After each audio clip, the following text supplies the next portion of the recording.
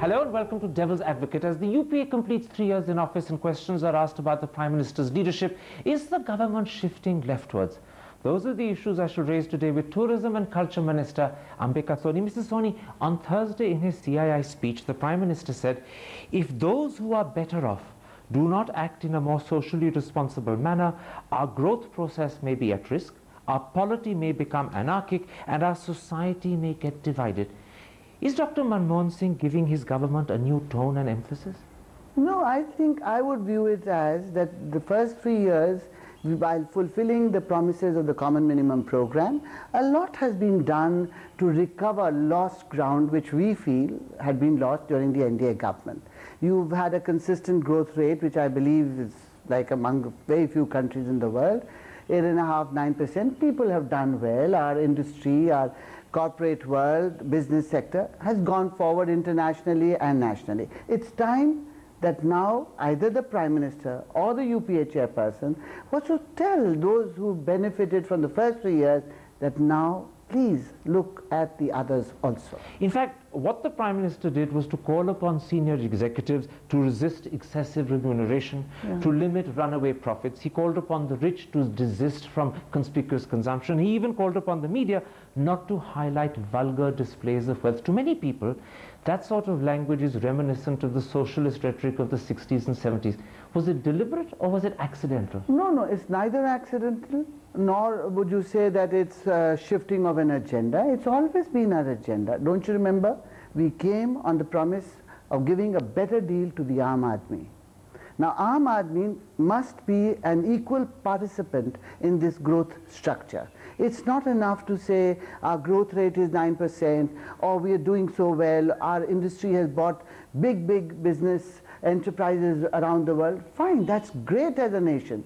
But somewhere down the line, all of us must feel that it's coming to my doorstep also. So in a sense, the Prime Minister is re-emphasizing the centrality of the Aam Aadmi and the fact that the government is focused on the Aam Aadmi first. Absolutely. And he has the moral right, the stature and the leadership position to do that. In fact, the Prime Minister ended the CII speech with the following words. He said, "We are what we are because of what our motherland has given us. The time has come for us to ask, what can we give back?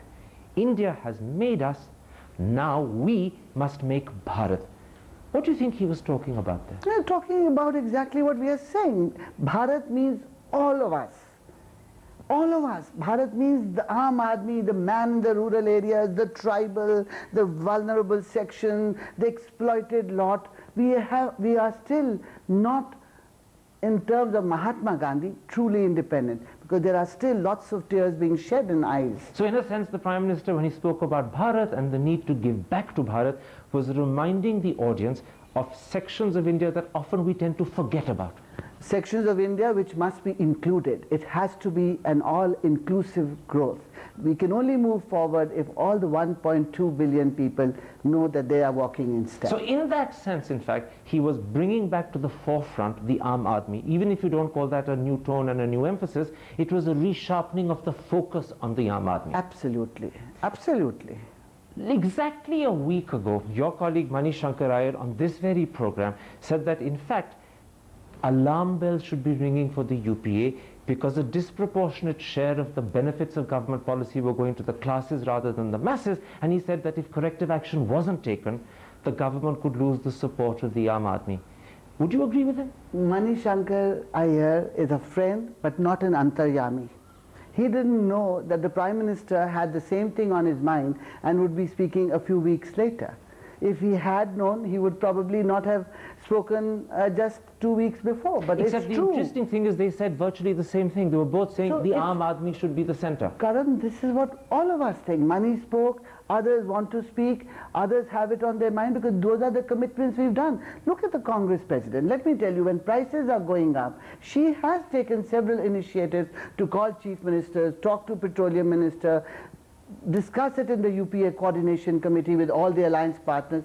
This is what it's all about. We don't want to be like the NDA, that you talk of India shining, but only for about 10% of the people, and the 90% are not participants. So you said a very interesting thing. You're saying that what Mani said exactly a week ago, which many people at the time thought was speaking out of turn, was actually in accord with the sentiment that's at the heart of the Prime Minister's own CII speech. No, people didn't criticize what Mani said per se. It's like when you are a part of the cabinet, like Mani is, I am, we have an ample opportunity of voicing our concerns, raising issues which bother us. Within cabinet? Within the cabinet. So that's Mani how it shouldn't should have be done. spoken out? I feel when you speak out, that shows that you are not in sync with what's happening, which is not true, because the cabinet often discusses issues which Mani raised publicly. Okay.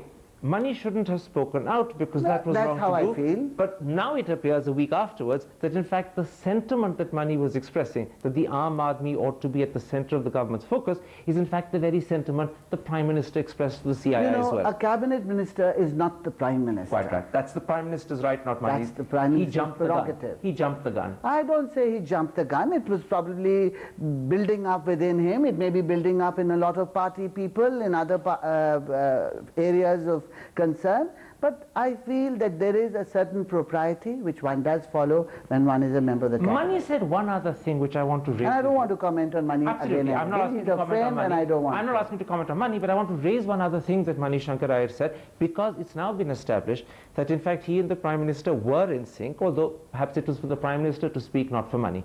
Now, in that interview, Mani Shankar Iyer indicated that there were some ministers who have their priorities what he considered to be the wrong way around. And he mentioned a particular minister, without naming him, who felt that 648 crore on the Gram Nyai department would be too expensive, but 7,000 crore for the Commonwealth Games was a matter of national pride. Are such ministers a minority, or are they a majority? This is exactly what I feel Mani should not be speaking outside. There may be a debate within the cabinet. There may be a discussion on issues like the one you say Mani raised, with the Prime Minister and the concerned ministers. You've got to fight it out there. And if a fight has taken place, if a discussion has taken place, you are not supposed to speak about it outside. If we don't follow this mantra of cabinet collective responsibility, I don't think any government really functions on well-oiled wheels. There's a very interesting hint embedded in what you've just said, that not all ministers agree with the line the Prime Minister expressed,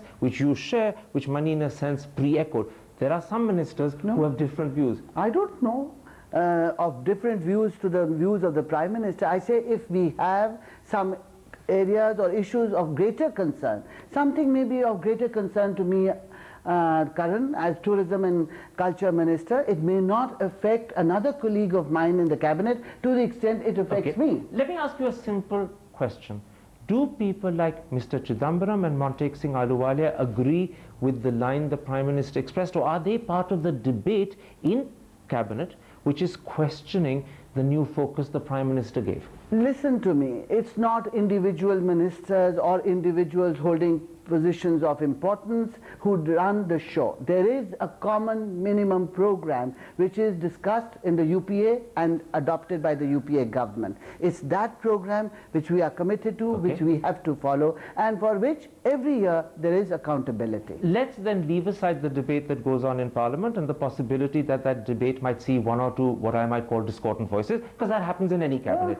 What you're then suggesting to me is that as the Prime Minister resharpens the focus of his government on the Aam Aadmi, there is, in thinking terms, in rhetoric terms, and in action terms, a shift leftwards in the government that is taking place.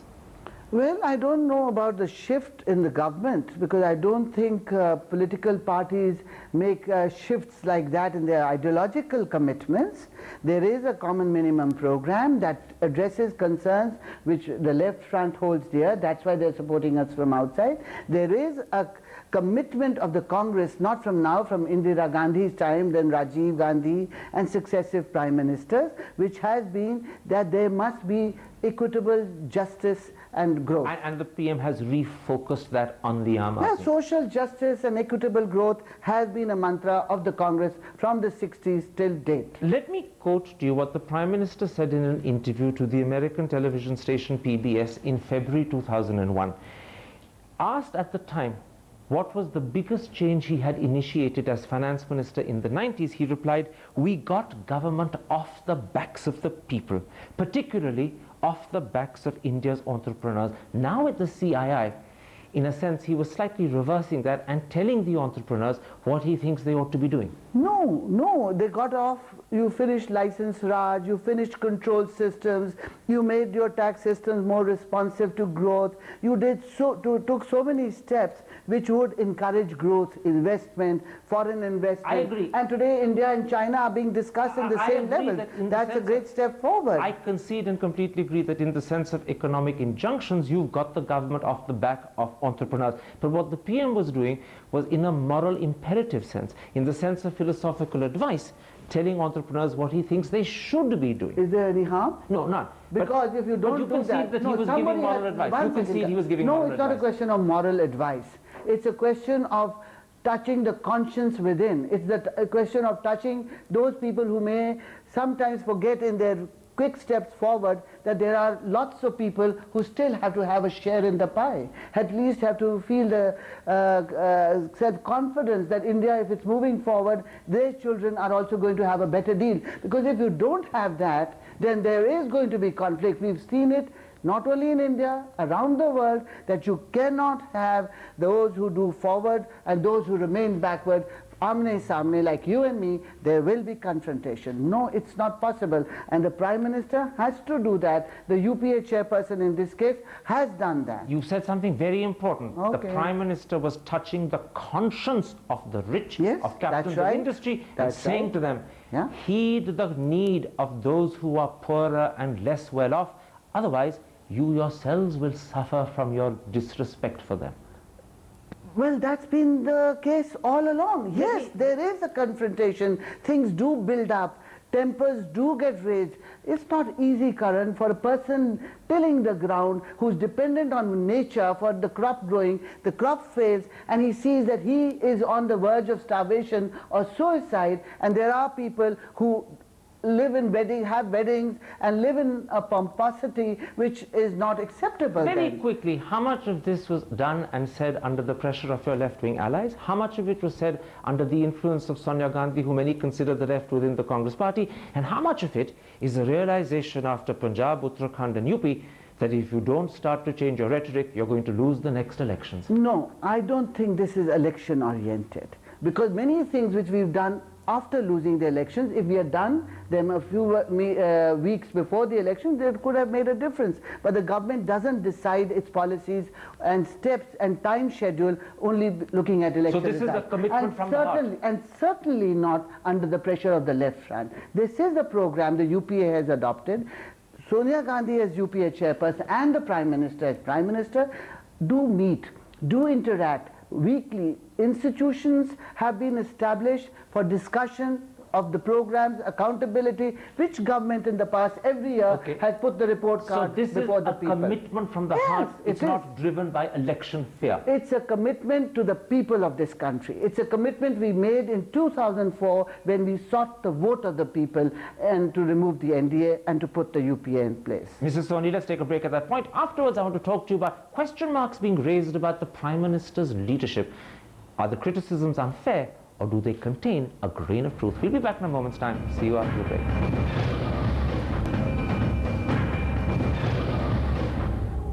Welcome back to Devil's Advocate and an interview with Ambika Soni. Mrs. Soni, the BJP claims Dr. Manmohan Singh is the weakest Prime Minister ever. The Economist says he's in office but not in power. How do you respond? With the contempt such observations deserve. What do you mean? He doesn't deserve the office he occupies, or 3 years. Look at the condition we are in today, how India has progressed. Look at the world, look at the leaders coming to this country, let's then one after the other. The situation the Prime Minister is in to see if these statements are accurate or unfair. To begin with, the Prime Minister is head of government, but he's not head of his party, as a result of which the CWC frequently questions his policies. The Congress protests against petrol price hikes. Sonia Gandhi writes letters about the desirability of introducing FDI in retail. That's not just embarrassing, that undermines the Prime Minister's authority. No, not at all. Why do you look at it that way? I don't see any rationale in what your observations are all about. Just one second.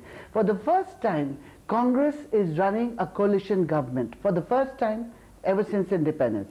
We are leading a coalition government of 14, 15 parties. It by itself is a challenge. You know that Sonia Gandhi decided to be the UPA chairperson, and Dr. Manmohan Singh, she identified as the person she would like to see as Prime Minister. And I think the country, in all the ratings and the polls and the SMSs you do and institute, he's done very, very well. But let me point to the weakness. You see, she appointed him Prime Minister. No, I want to tell you the weakness. Why the BJP feels so rattled by Dr. Manmohan Singh? Because they thought that like two leaders of their own party, Bajpayee and Advani, were fighting like cats and dogs. How come 3 years have gone by and Dr. Manmohan Singh and Sonia Gandhi have such a great relationship? They can't accept that. Let me pick up on that. You call it a great relationship, but the problem is this. For the first time, India has a Prime Minister who is not the reference point for sorting out disputes, whether it's members of his cabinet, whether it's UPA allies. They go instead to 10 Janpath, not 7 Racecourse Road. That leaves him subordinate to her, and it makes the authority and stature of the Prime Minister questionable. No, it doesn't. Has there been any constitutional crisis on that account? Not once. Because he's bowed down to her every time. No. The dignity of office is maintained by both.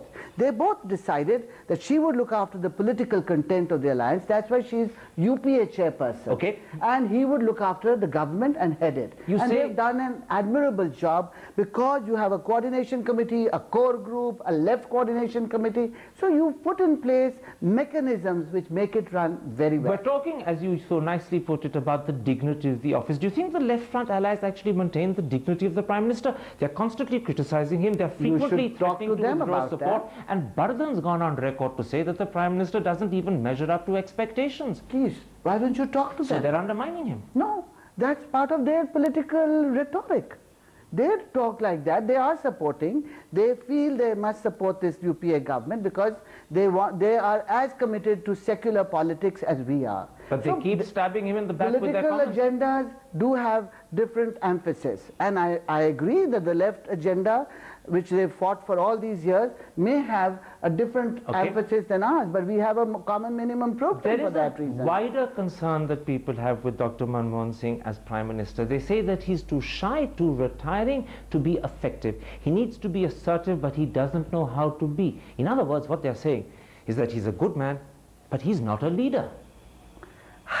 You know, I can do nothing but laugh. Who are these people who are saying he's not a leader? Oh, wait. Who are these people who are saying he's not a leader? Let me quote to you. All of them happen to be senior journalists who are supporters of the Congress. Vinod Mehta says the government is tired, fatigued and clueless. N. Ram says it's characterized by drift and indecision. Harish Khare says the PM needs to reinvent himself. Well, I would like to tell you, Karan, that the PM has led the UPA alliance for 3 years very, very successfully. Today, when we talk of this economic well-being, we talk of this growth, we talk of investment growing in India, we talk of the policies of National Rural Employment Guarantee Bill, the right to information. These are all measures which only a self-confident government led by a self-confident Prime Minister can bring in. Let me give you an example of somewhere where the Prime Minister's lack of assertiveness, lack of leadership is costing him. The Indo-US nuclear deal is considered to be perhaps his greatest victory in the foreign affairs field. It's slipping away because he lacks the courage, he lacks the strength to stand up and fight for it. An assertive leader would have got it. A Prime Minister who cocoons himself in silence is losing it. No, you've heard him speak time and time again, both in Lok Sabha and the Rajya Sabha. He is not a person in a cocoon. He's made brilliant speeches on defending this policy. But you have to take the nation along. We are running a coalition. We've got parties. We've got the left front's very important support. Prime Minister takes them all along. All right, Mrs. Soni, that's your opinion. A pleasure talking to you on Devil's Advocate. Thank you.